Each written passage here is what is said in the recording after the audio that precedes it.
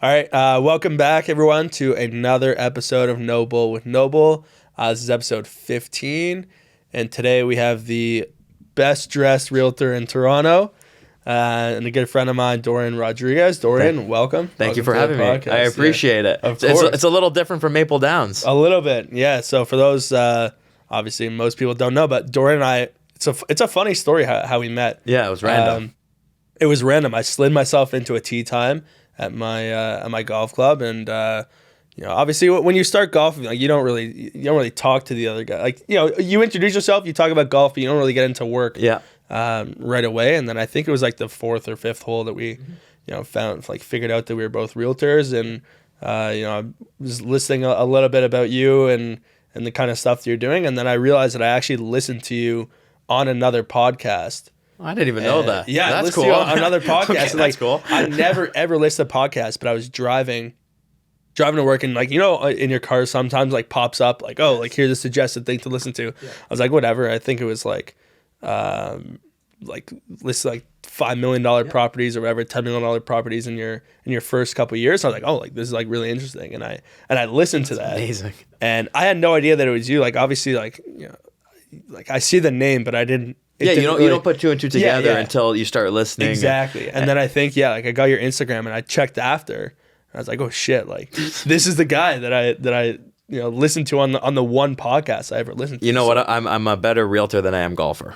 So that probably that probably threw you off a little bit until I'm on the seniors tour. By the time I'm 50, I'm on the seniors tour, the PGA senior tour. Well, you're 3 years in, and you're growing. It's exactly like real estate. You're okay your first year of golfing, and then the more you do it, and the more you get lessons and whatever. Yeah, you get better. It's especially when you love it, you practice so much more. Same thing with like obviously golf I love, so I practice, I try to get better. But same with real estate, right? The more you're in the business, the more conversations you're having, the more people you meet, the more you're just automatically going to get better. Exactly. And I think that's what's good about golf too. I haven't even really thought about comparing the two, but yeah, it's the same thing. It's it's a networking thing. You go out on the golf course and you're enjoying yourself. You're trying to get better.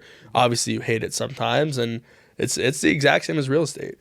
Literally, yeah, it's the exact same. And then I remember also at the end of our round, we finished, and I'm going up to my locker, and turns out yours is literally the locker literally next to beside mine, each other, right? Like just such a small world, and now you can't get rid of me. I can't. And now you're my biggest competition. There you go. There's no competition. It's okay. It's all fun. It's all fun. I'm looking up to you, so hopefully one day we can get to where you're at and hopefully surpass that. So I appreciate it. Thank you. We're all trying to grow. Exactly. So I guess tell us a little bit about yourself. So I mean, listen, I'm been in the industry for about 7 years now. Over the last few years, I've been able to grow a brand in more of a higher end, so luxury real estate. Over the past year, I've become a partner of PSR. So we're trying to change the culture to a much, I wouldn't say younger, but a little bit more established, younger demographic, right? Typically when you think young, you think not so established, right? But fortunately, I have a ton of amazing colleagues that are younger, that are very established and doing such great things. So, I've been able to do that, start an office in Kleinburg. But really, being able to work with my partner, Jordan Grossman, you learn so much. I learned so much from him. So every day I've been just trying to learn more and more. But that's pretty much my career. I love it. I enjoy it. I wake up every morning excited to do it. Sometimes I dream about it. So it is what it is, but I love it. That's good. Yeah, because you started when you were 18, right? Yeah, so when I first started, I was at a small little, I wouldn't say a home brokerage, but something similar to that where I grew up. And I was just more of an administrator, just kind of helped. Didn't do a whole lot, but I started when I was 20. So now that I'm 27, it's about 7 years in the industry, and the last 4 years have been quite good. Yeah, because there are a lot of people who are worried about getting into real estate at such a young age, because you think you see an 18-year-old walk up to you and I have $1 million house, and you're 18, you come up to the door and you're like, hey, can I sell your house? Mm-hmm. It's so hard for someone to trust you right off the start and say yes, I trust you with my biggest asset in the world. What did you do to sort of, I guess, put yourself ahead of the competition to to make those people trust you when you first started? So of course, when you're young, you're always going to have those barriers, right? Like even now, even though I'm 27 and I've been in it for 7 years, I still look, visually young. So, mindset aside, I never thought about myself being young. I always figured, let me learn the markets that I'm working. So for example, let's say me and you had a showing, I would know every single thing about that property. I'd know it about the area. I would act so confident, right? And I know, when you have no clients or no deals done in your first year, you have to rely on something.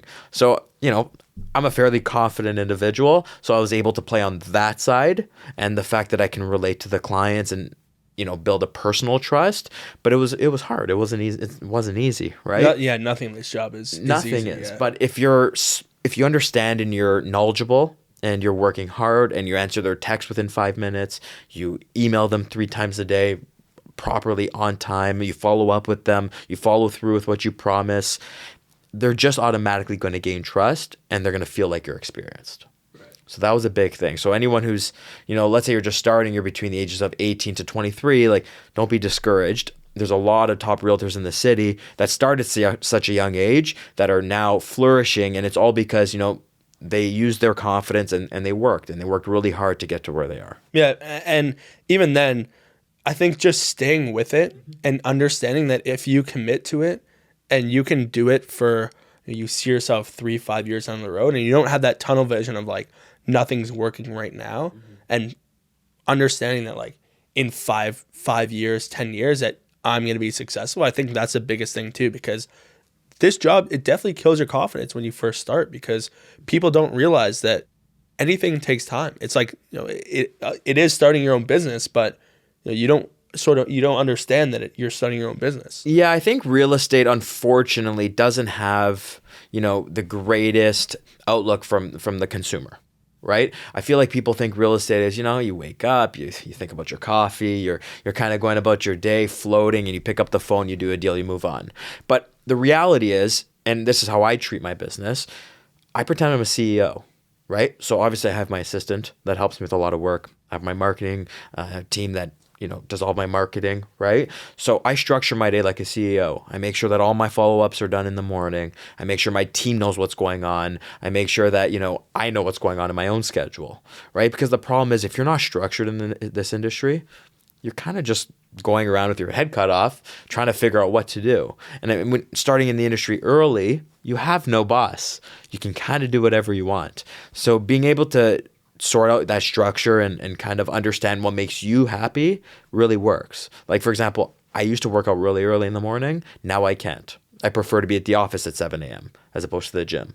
But I'll go work out at night just to give me that stress relief, because my days are much busier now, right? So you have to do what works for you, but structure is the biggest thing in this industry. And how did you develop that? Like, how did you start? Because I'm sure, when you're 20 years old, you don't know how to structure your life. You don't know how to build that schedule. What is it that you did that? So I looked up to a bunch of different people, right? So my very first mentor in the business, his name is Jerry Carinci. He actually became my partner at PSR in Kleinberg last year. Such a wonderful gentleman. He taught me really how to structure the day as a top producing realtor. Then I started obviously watching Ryan Serhant, and I'm a huge advocate for Ryan Serhant. I think he's wonderful. I love how he structures his day. He puts his work ahead of a lot of things, which is something, at the point I am in my life, that's what I do. So I was able to see how he structures, and although he's much busier than I am, it doesn't take away from the fact that, instead of having 100 showings a day, even if I have 8, the other time I can time block and do follow-ups or do CMAs or provide value to our clients. So that's how I kind of started the whole structuring thing. And now that I've been in it for a while, I understand my patterns. I know when I have the most energy. I know when I'm like, I'd rather watch golf. Right. So, there's structure in a day. You just have to figure out what works best for you. Yeah, because everyone has their own schedule. That's the thing about this business too, is everyone has their own way of running their business. But, it's definitely like the structure, I think, like we talked about before we started, that I've now built my structure. It's taken me a while, but to start putting things in my calendar, to start color coordinating things in my calendar, because then you can visually see what you have for the day, and you can block off, okay, here I'm spending too much time, going out, for dinners and other things in my personal life, and I'm not spending this much time on work. And I feel like building that structure is such a huge thing in this business. And it doesn't matter how you're running your business or how you want to be a realtor, as long as you have that structure and you can understand. And obviously there really isn't too much balance, especially for us, because, we're young, we're not married, we don't have kids, we don't have like the family time that we have to focus in like on top of doing the real estate. There are a lot of things that we can do now to help build that structure so that in the future we understand, like we know how we're going to balance all that. Of course. And I'm sure you've noticed it. Like since you've been time blocking, I guarantee you've been on time for every single meeting. You've probably never been late. When you have this structure, it allows you to realize, okay, let's say I have a showing after this. I'll know that, okay, I have to give myself a 20-minute buffer to get there, turn on the lights, prep for the buyers. So we're able to do that because we know what's in our calendar. If I'm just going with my mind, things slip up. We can't remember everything. So whatever's in your calendar, you'll follow. And, I'm sure your days have gone much more productive based on you just having everything in your calendar. For sure. Like, and I notice it too. Yeah. Because now, before when I was just putting stuff in my calendar, it was one thing. But now I'm like almost forcing myself to put things in there to make my calendar more busy, which makes me work harder too. Yes, it's the smartest thing to do. I think every professional, I don't care if you're in real estate, if you're a hair salon, if you're a lawyer, an accountant, have anything in your schedule just allows you to be, it's one less thing for your mind to think about. When you're servicing clients, whether it's on the buy or sell side, there's so much to think about on any given day. It's hard to remember it. So if you have that strategically set up, it just allows you to free that up and focus on what's next. Yeah, and it's good because, again, like we said, your day is structured, right? Especially for us, we wake up in the morning and like, if I don't have anything to do, I'm like, what do I do today? Yeah. And then you got to find stuff to do. Whereas if you block things ahead of time, it's so much easier for you to just be like, this is what I have to do today, and spacing those out too, right? Finding something that like, could take me 2 hours to do, but I'll block it off for 1 hour today and 1 hour tomorrow so that I have something to not look forward to tomorrow, but something to do. Yeah, something to do tomorrow. So what I've been doing that I find very valuable is, I get to the office between, let's say, 7 and 7:45 typically, okay? The first 2 hours of my day, I go hunting for business. I go follow up. I go reach out to new leads. That's my time, and I call it my quiet time. Because at that point, if I get a phone call, unless it's urgent, I won't answer. And I'll focus on those activities that I had in my to-do list, right? And I find that allows me, no matter what, every day I'm waking up with a purpose, right? Every day I'm waking up with an appointment. And that appointment's to myself. I don't want to let myself down, right? So every day, that's my appointment. I do it. I hit my goal. After that, if you have no appointments, extend that time, right? Prospecting and reaching out to past clients, you can never spend enough time on it, right? You'd be surprised how many people want to hear from you that don't actively reach out to you. And even things as little as someone's birthday. Oh, always. Which is like, it seems like such an easy thing, but think about how many people in your contact list or anybody that you know, like obviously Facebook is the best way, of course. For family and friends, whatever, but just wishing someone a happy birthday is like the biggest thing because it's such a small gesture and you have a reason to message them. And exactly, like you said, you never know, like so many people have come and they like appreciate the fact that you reached out to them. They love it, right? Like I used to send a text. Hey, happy birthday. Hope you're doing amazing. Okay, great. Now I started sending videos, personalized videos. And the reaction is, listen, it's the same amount of effort. But the difference is you're connecting because it's now you actually personally reaching out and saying happy birthday. It doesn't feel like a random message. And when I send my happy birthdays or hey, how you doing videos, I talk about them. And I really want to show them that I care about them, right? Because at the end of the day, as much as our clients are our clients, they all turn into friends, right? They all have similar interests besides work and real estate. They love golf. They love hockey. They love going out to dinner. They love travel. There's so many different things you can relate on. So I find when you do those videos, you can touch on those points because it allows you to, really get to know your clients even more. Once you build that personal connection, it helps so much.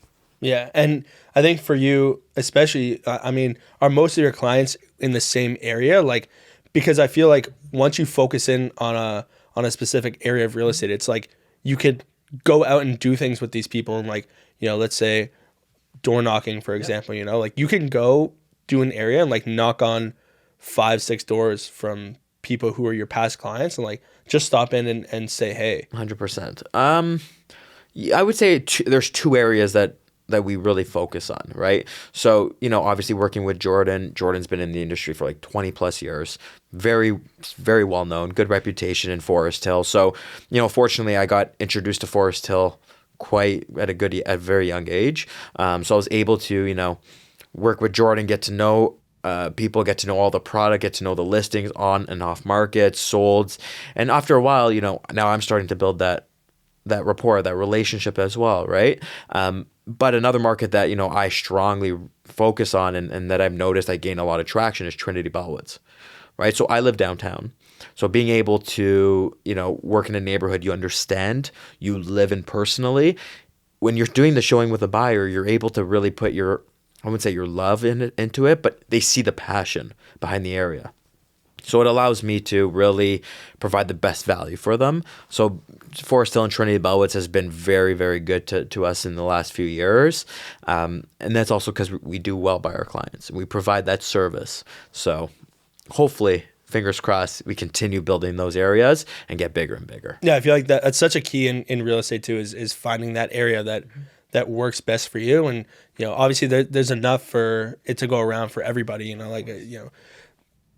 just because you're doing Trinity Bellwoods doesn't mean, I could go tomorrow and knock on all these doors and, of course, I don't want to say steal the business, but it's good to have someone who understands a specific area, especially like as another realtor myself, because I know that I can reach out to you if I have a buyer who's looking in that area, and you may, number one, have somebody who is looking to sell, and B, if I have either a buyer or a seller, you're the guy that I can, someone that I can reach out to who might give you some like advice for the area too. Yeah, I think working with your colleagues is such an underrated thing that people don't really acknowledge, right? Like, I had a very, very, very successful agent in our city reach out to me a few weeks ago asking for me to stop by and see a new property she has coming to market and, give her my value, what I think it's worth.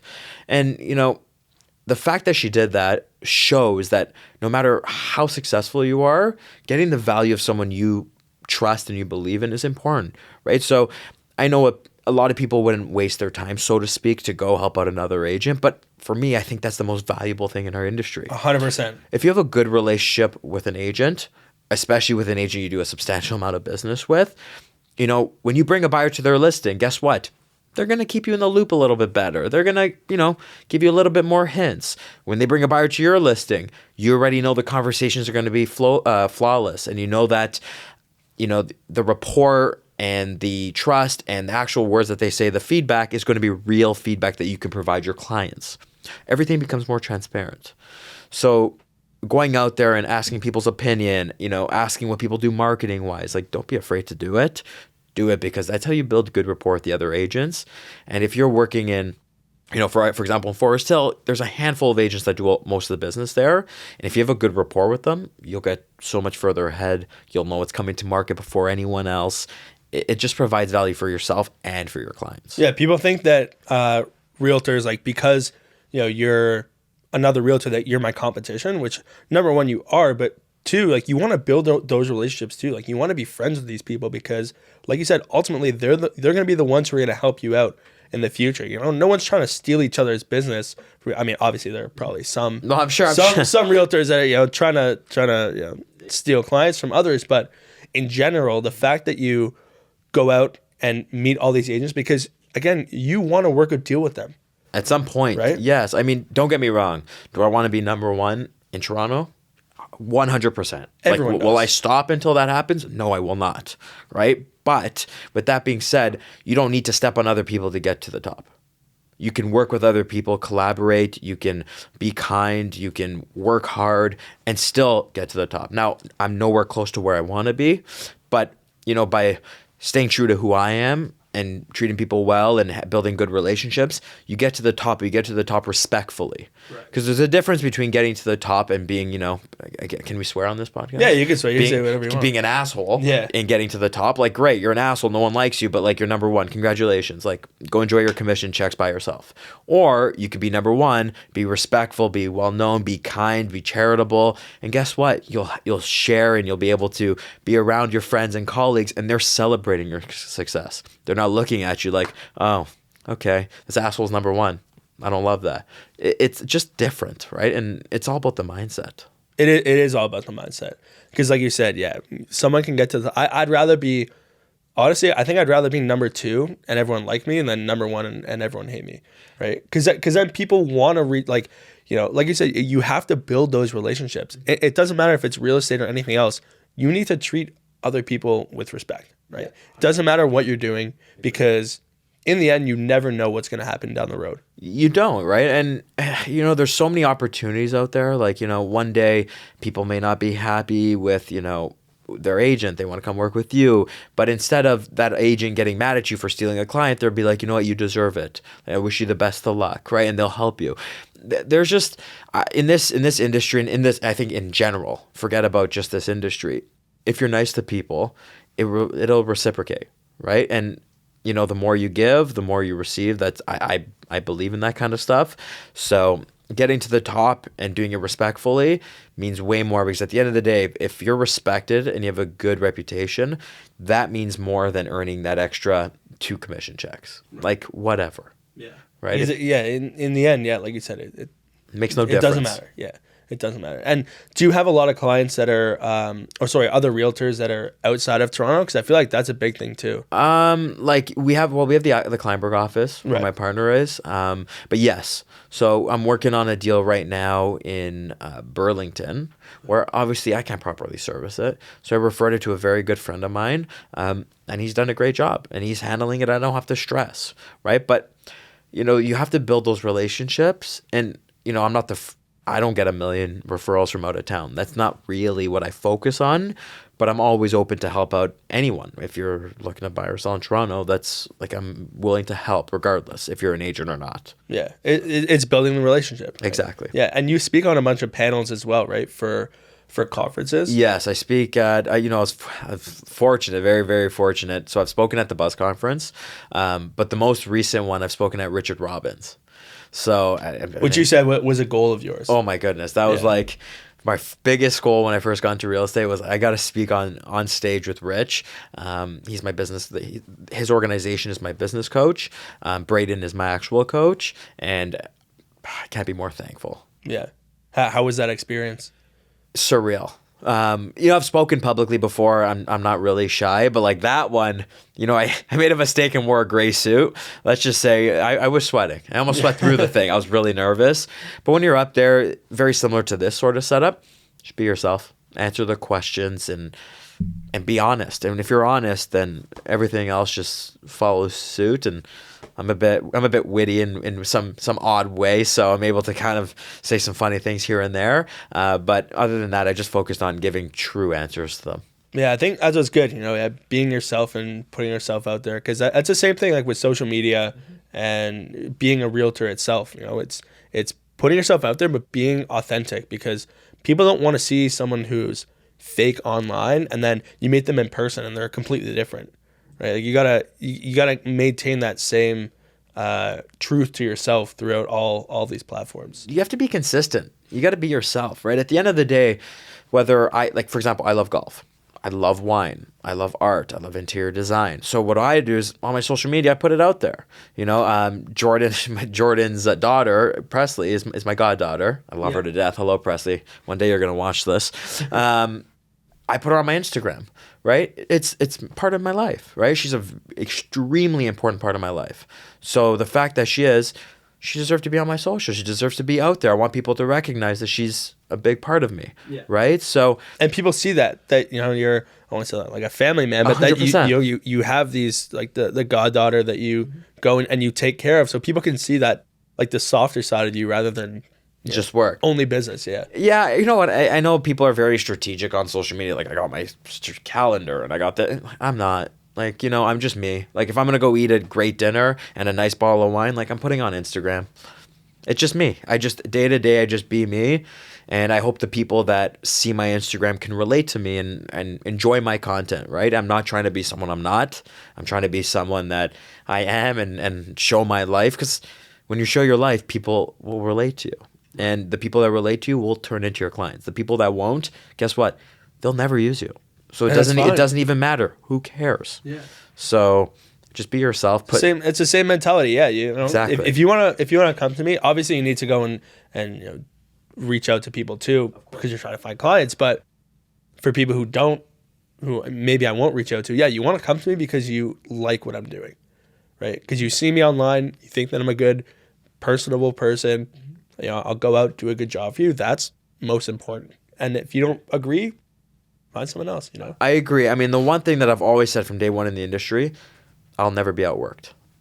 That's my goal. I will never be outworked. So no one can ever doubt my work ethic. Now, if they like me personally, they'll trust me, they'll use me. But on the work ethic, they'll never question me. So that's why if someone doesn't like me just because, I like red wine and they're against alcohol, then c'est la vie, like nothing I can do. I'm not going to change who I am. Right. So be authentic. That's all it is. That's it. Just be authentic. But for some people, it's hard, right? To go out, like for us, like we're on camera right now. Yep. And some people, they get nervous when they are on camera. They want to, they want to be perceived as someone that they're not. I don't know. Like what would you say to someone who is scared to be on camera but wants to? It's besides saying just like, be yourself. Yeah, perfection doesn't matter. Perfection doesn't exist. So, I've stumbled a few times talking today.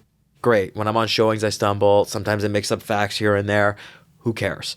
No one actually cares. People care that you're doing your best to be in front of camera. Everyone knows it's an awkward situation, right? You're in front of a camera, like, do I look like Brad Pitt? Like, I'm not meant for the camera. You look like Brad Pitt. Oh, maybe Leonardo DiCaprio, but not Brad Pitt. I'm just kidding. But, as long as you're putting yourself in front of a camera, it's not comfortable for everyone, but you're putting yourself out there and people respect you for that. So, everyone always says, make sure it's perfect before you upload. Like, it doesn't need to be perfect. It just needs to be real. It just needs to be you putting in an effort. And I think people respect that so much more. Yeah. All right. So we're actually, we're close to the end. I want to talk about just one more topic. Sure. Which we haven't really spoke about. Like, what are your thoughts on the market right now and where do you think it's going to go in the future? So, in the market right now, I do believe it's not a strong market. I wouldn't say that, but I would say there's opportunity for buyers, but it's not exactly slow for sellers either. We're getting a ton of showings on our listings.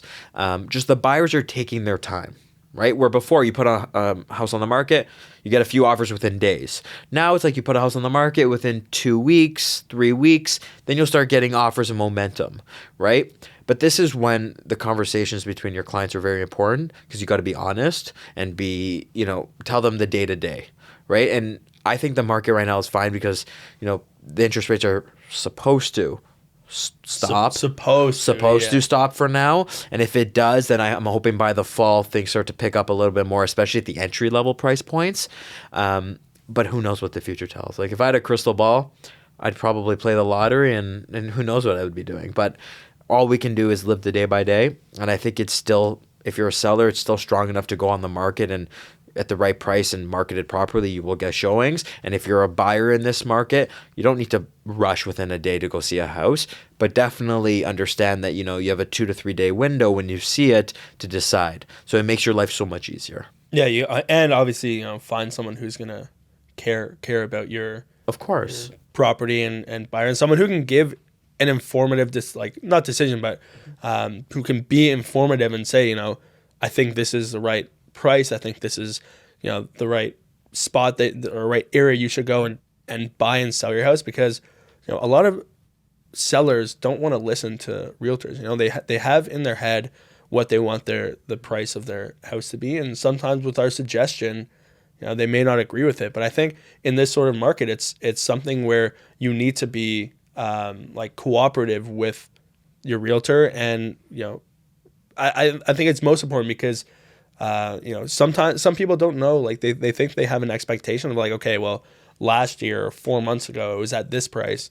why are you telling me that all of a sudden my property is now $300,000 less than it should be? Yeah. So I always tell every seller when I go into a listing appointment, depending on the market, I explain to them the market before we talk about their house. Then I compare their house at the peak of the market to where it currently is. But then I tell them the realistic truth that I think a lot of agents are afraid to tell them. With the house I put your house on the market is a marketing price.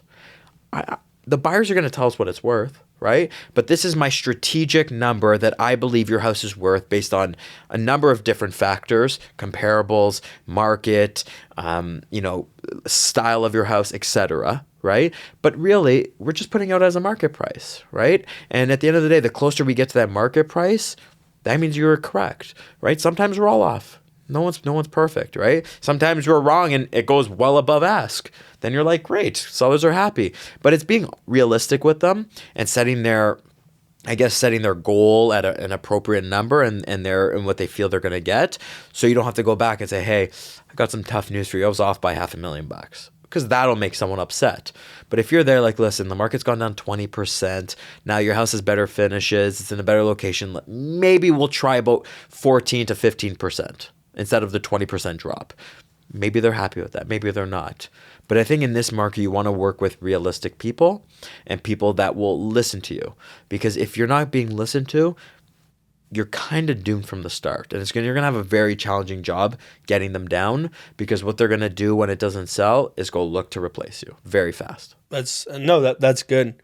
Really good advice, because, for some people like us, like we're obviously comfortable with it, but there are some other people out there who aren't comfortable and aren't confident. I think confidence is the number one thing in this situation, because you need to understand that person, your client, needs to trust you. Of course. With whatever it is. Of course. It's just like, bringing it back to golf, I trust my golf coach. He tells me something to do, I just do it. No questions asked. I trust my business coach. He tells me to do something, I do it. So there's people that are professionals that are good at a certain aspect. You got to listen to them. Like, if I was selling my own house, I wouldn't actually sell my own house. I'd hire a realtor to sell my house. When you get emotionally involved, things are blurred lines. It becomes very challenging. But when you have someone who's a professional with a clear head looking at a situation, they're giving you real advice and not with emotion attached, just with facts. And that's what's important. Yeah. I mean, even athletes, the top athletes in the world who are better than, anybody. Like, you can say, like, I don't want to say like LeBron James right now, but like Tiger, we'll do Tiger Woods. We'll do Tiger. Way better. Actually, example. Justin Thomas, that's my guy. We knew JT. Yeah. Still has a coach. He has a caddy, he has a coach, and he listens to both of them. You have to. I mean, there's people that see things that you'll never see. Like, I looked at my golf swing, I'm like, wow, not bad. He looked at it when I first started. He's like, it's bad. He's like, it's bad, man. I'm like, okay, so let's change it. Now I change it. I can look at my swing and be like, okay, I see what you were seeing before, right? But if you don't listen and you just think you know it all, unfortunately, that leads you into some trouble. Yeah. So I think, that's most important. It's just, trusting and having the knowledge to trust that other person, but also, be mindful of yourself to be able to make that informative decision. 100%. And like have them both trust you. So I couldn't agree more. That's good. Well, anyway, I guess I'll leave you. I guess that was the one question, but one more thing. Yes. For new realtors, what's one piece of advice that you would give them? Work. Very, very simple. Work. Wake up in the morning, focus on work, build your business, build your database, meet people, say hello, and put in your CRM. Once you do that, then you have something to build off of, and you can touch base with people. And the more real estate conversations you have, the more money you will make. That's great. Well, anyway, thanks, Dorian. You're welcome. Really appreciate it. Thanks for coming on. Where can people find you online? Well, thank you for having me. I really appreciate it. Anytime. They can find me on Instagram at Dorian X Rodrigues. That's likely the best place. We'll link it. So okay, amazing. I'll be able to find you there. And, awesome. I mean, hopefully we'll have you on soon. And there you go. Maybe I appreciate it. Thank you. We'll be in the luxury market soon together. So I can't wait. We'll see. Look forward to it. Take care. Anyway, thanks everyone. We'll see you next week.